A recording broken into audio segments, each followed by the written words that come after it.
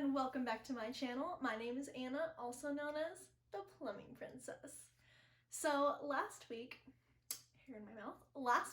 we talked about why I wanted to start my YouTube channel, and this week I'm going to tell you why I decided to become a plumber. Go ahead, sit back, relax, and get ready for some tea time. This isn't going to be one of those videos that lists different reasons as to why I became a plumber. This is my story, my journey as to why I decided to make this decision. My last video, you probably saw I had cards in my hand because I was trying to kind of go through all my points. This video is going to be a little bit more candid. I don't have any cards. I don't have anything, guiding me. This is just my story. So, story all about how why I decided to become a plumber. So it all started when I got a divorce. Yes, I got a divorce. That's a story for another time. I was married and I didn't really have a whole lot of direction. I didn't know what I wanted to do. I was working for State Farm as an insurance sales agent. I don't know if they're expired or not yet, but I had my property and casualty and life and health insurance licenses so I could sell and I could, give advice to people and things like that. I thought, okay, there's a lot of money to be made in insurance. Why not go for it? Which is crazy to me because I was raised by a man that absolutely hates insurance companies. So what do? I go sell insurance. So I was working for State Farm and I hated that job. Being cooped up in an office 9 to 5, it was very stressful. I just felt like I wasn't getting the proper training that I needed. I was fucking up a lot, and it was a decision that needed to be made for me to leave. There was a gentleman that I didn't service him properly, and he literally reamed me in the butt on the phone. I was bawling my eyes out. For anybody out there that is very rude to people over the phone for mistakes that they've made, please, I understand that you are angry, but be kind. They are human beings and they have a life outside of your phone call. Anyways, so I was working for State Farm. This guy reamed me. I already wasn't doing very good. I'm not very good with sales. People are like, oh, Anna, you're so outgoing. You'd probably be great with sales. I've tried to do sales. I am terrible at it. I'm just not one of those people that can force somebody or likes to persuade somebody into doing something that they don't want to do. I am just not good. I don't care how much I believe in the product. I'm not going to force you to spend money. That's not mine. That's your money. You do what you want with it. You do you. You live your life. Terrible at sales. So I decided, okay, I can't do this anymore. So I went into my boss's office and I basically quit on the spot. Not I quit, I'm out of here. It was more one of those things. I sat down with him and I was like, look, I don't think that I'm very good at this.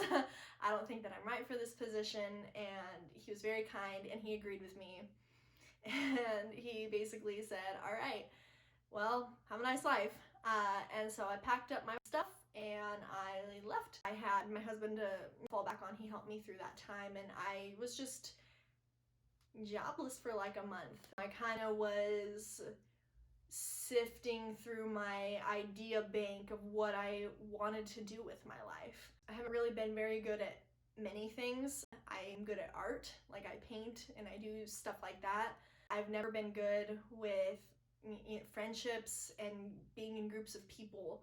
I've never been good with sticking to something. I like to start things and I don't necessarily always finish them.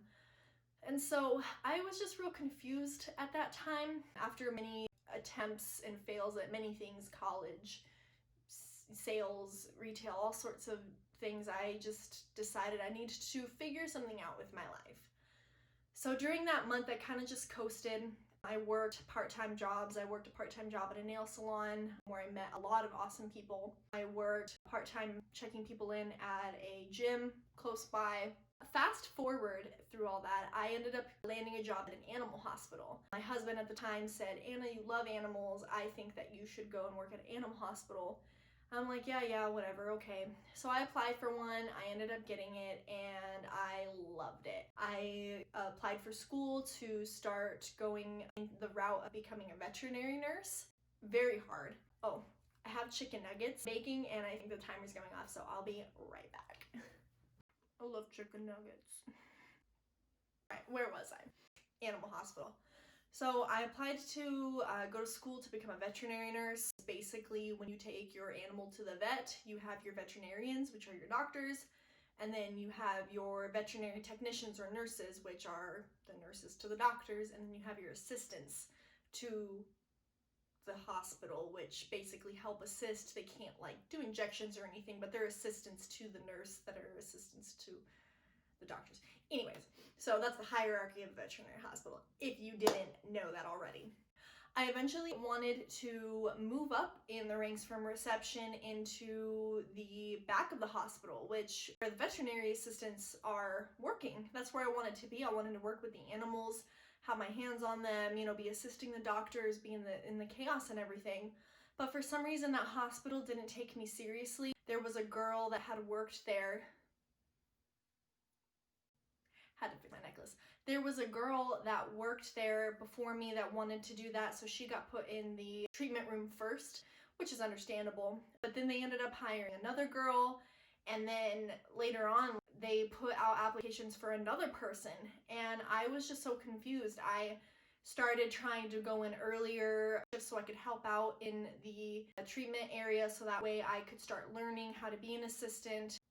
I basically made it very vocal, very known that I wanted to be an assistant, and I don't think that they took me seriously. So after about a year there, I just got really, really tired of it. I got tired of the drama, tired of just a lot of things, and so I applied to a different animal hospital. That animal hospital ended up interviewing me and hiring me as an assistant, but they were terrible at training, absolutely horrible with their training, and they ended up firing me, saying that I wasn't catching on to their training.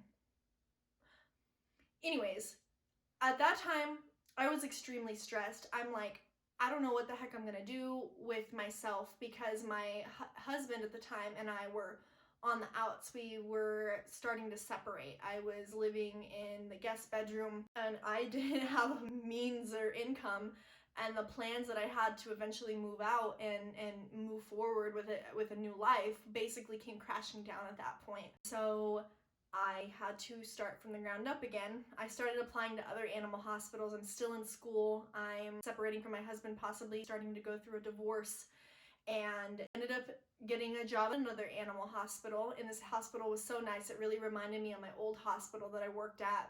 Everybody there was so awesome, and they really liked me a lot. I worked very hard. And then the virus hit.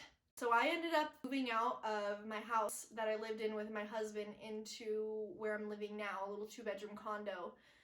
It was very stressful. I decided to actually withdraw from school because the stress and the chaos and everything was just too much. My grades were slipping and I just wasn't keeping up with the schooling like I needed to be keeping up with it. It was either I withdraw from my classes or I basically fail them. And I figured if in the future, if I ever wanted to go back to college, having a W on your transcripts is way better than having an F. So I withdrew from my classes, I moved, and I tried to start a new life. But during that time period, I was making $10.25 an hour. That was full time. And then the virus hit literally a month after I moved. I hadn't lived on my own at all until that point. I basically went from living at my dad's house to getting married and living with my husband. I had always been taken care of. I had always been supported by somebody. So it went from me having support, having somebody to fall back on and take care of, to literally not that. Nothing. It was me and fight or flight, baby. Like, I had to make something happen. So because the virus hit, the hospital took a hit as well. We got our jobs moved down to basically part-time. Everybody was working part-time hours. It was $10.25 an hour for like 30 hours a week, and I could not pay my bills. I could not pay my bills. I barely had enough money to pay basically like the rent and my car payment. That left me no money for food or utilities or anything like that, or car insurance, anything. And it was stressful. I was driving for Uber Eats part-time. I'm dealing with, the grief of going through a divorce. And I was driving home one day and I'm like, I can't do this anymore. Backtrack a little bit. Before I ended up moving out of my house that I shared with my then husband, my dad called me up and said, hey, I need help on a couple of jobs that I have coming up. Do you think you can help me? They're pretty easy. My dad, disclaimer, is a plumber. He is a master plumber here in Nevada. He owns his own business. He has owned his own business most of my life. I grew up around the plumbing trade. And so the thought of the extra money was actually really nice at the time because extra money. So I went out on a job with him, and basically we just were putting in toilets. And I think that there was another job that I also helped him on, one other job, but he was complimenting me. He's like, Anna, like, you're so strong for being so small. Like you tightened those toilet tanks down onto the bowl so well. Like I don't think I could have done it any better. Just like little things, like little compliments. I helped pick up the toilets for him, just being helpful. I picked up really quickly on the tools that he needed. He was incredibly impressed, and he said, wow, you're really good at this. And it was at that moment in time that I was like, oh, like it's so, it's kind of cool. I helped him out on one other job where we were assisting somebody's tankless water heater. I was cleaning the copper joints and everything for him. And that day I was like, oh, this is really boring. I don't know if I want to do this. Like, I'm just happy to make some extra money today. Well, fast forward back to where we were. I'm driving home and I'm like, I can't do this anymore. I can't live in poverty like this, and I don't know what I'm gonna do with my life. Like, I am a failure. I'm a divorcee. I don't have any money to my name. I barely have enough money to get any basic groceries, let alone do anything substantial with my life. The thought of dying crossed my mind more than I can even put into words. I just thought it would be so much easier if I wasn't here anymore. But I pushed those thoughts away. I don't know, there was something behind those thoughts that were pushing them out of the way that was stronger than those thoughts, that basically said, like, you have not exhausted all of your avenues yet. You need to keep going, keep trying, keep doing something. There's something that you haven't tried yet, that you haven't done yet, that unless you do that thing, you cannot say that you are able to give up yet, because all of your avenues are not exhausted quite yet. So I called my dad on the way home one day from work, and I said, Dad, I don't know what to do. Like, I am strapped for money and I just don't know what to do. Now, my parents are not the parents that are like, oh, you need money? Like, it's gonna be okay. I'll send you $100. Like, you'll get through it. Let me help you. No, absolutely not. My dad is like, that sucks, figure it out. Not in those words, but more of like, you're an adult now, you are able-bodied, you need to go work for your money. And it was at that point in time that he's like, you've tried college, I know that you love the veterinary thing, but it's just not working out for you. And he said, it's okay if you want to go into veterinary medicine, but think about how much they pay even after you're licensed. I mean, it's doable, but you have to think about possibly living within your means. If you're okay with that, then keep going for it. But it seems like right now you're struggling. And I said, well, then what do I do, Dad? And he says, well, why don't you consider going into a trade? And he's never mentioned that to me before. He always wanted me to go to college. He's mentioned me being a lawyer, being a nurse, going into all sorts of other career fields, but never suggested that I go into a trade like he did. And I sat there and I thought for a second, and I thought, okay, I guess. And we had a long conversation, and he said, there's lots of women in the trades, and he listed off names of women that I could look up, watch on YouTube, and he said, just think about it. And so I went into work the next day, and I was teeter-tottering it back and forth in my mind.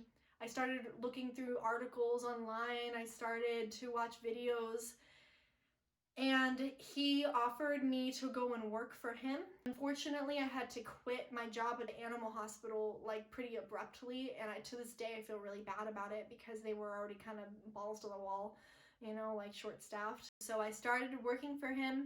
Lots of drama ensued. But the one thing, despite the drama of working with family, one thing that stuck was that I started to just fall in love with the trade. Mind you, my dad said you don't have to be a plumber. You can be a pipe fitter. You can go and work for the union. You could become a welder. You could become a carpenter, a framer, a painter, a laborer. You could do anything that you want to, but possibly consider a trade and better your life. The obvious choice to me was to become a plumber because he's a plumber, and I would have somebody to be able to mentor me and be able to have answers to questions that I have and things like that. And so I went down that path, and now here I am. I worked for him for about 2 months, and I ended up quitting working for him. That's a whole other story for another day, and I may not even bring that story up just because it's just whatever. I worked for another service company that was very sales oriented, and remember back to when I said I suck at sales? Yeah, so I said peace out ski to that company, and I ended up calling a good friend of mine named Howard, and he owns a construction company out here in Las Vegas, and he said, yeah, I'll go ahead and give you a chance. So he gave me a job pretty much right there on the spot, and I got my clothes and I went to work. And I have been doing plumbing now for I would say almost 8 months, but I want to say 6 months because the 2 months that I worked at that second service company didn't count because I barely picked up my tools. It was pretty pathetic. Disclaimer, just because a company is bigger and they have nice advertising does not mean that they are better. Just because a company is expensive does not mean that they are better. Anyways, so now I'm working for a plumbing construction company. It's basically new commercial construction, and I do occasionally help on the service side. They do have a small service company as well, and I just love it. I have learned so much, and I don't think that this is gonna be one of those things that I start and I quit once the luster of it kind of goes away. Coming from somebody that likes to start things and not finish them, I'm known for that. I do it religiously. For somebody that is like that to say, hey, I am not going to quit this thing and I'm for sure set on it, I think that says a lot. And to any other people out there, whether you're a man, a woman, transgender, purple, blue, black, white, Asian, a space alien, it doesn't matter. If you want to do a trade, you should do it. Don't let your background or your gender or anything keep you from doing that. And that was one kind of concern that I had. I was a little nervous about being a woman, but so far it's been awesome. I've learned so much, not only about the trade but about myself as well. I've grown a lot just in the short period of time that I've been doing this. And my finances are a lot better. All I can say is I am just really glad that I did not act on those very sad feelings that I was feeling beforehand, because trust me, I had tried and I wanted to, but I got scared. And I'm glad I got scared because that fear pushed me into doing something way better, a much better decision than it would have been to take my life. Anyways, thank you so much for watching. That is my story as to why I became a plumber. People may have heard this story before, but for those who haven't, I hope that it has inspired you to do whatever it is that you want to do with your life. You are the only person that can dictate where you go in your life, and I just encourage you to make good decisions, make good choices. Anyways, again, thank you so much for watching. If you like this video, please, please, please comment. Let me know, ask me questions, tell me what you would like to see in the next video. I'm thinking about hopefully maybe doing some how-to videos here in the future, so we'll see what happens. Otherwise, thanks again, like, comment, subscribe, and I will hopefully see you guys next week.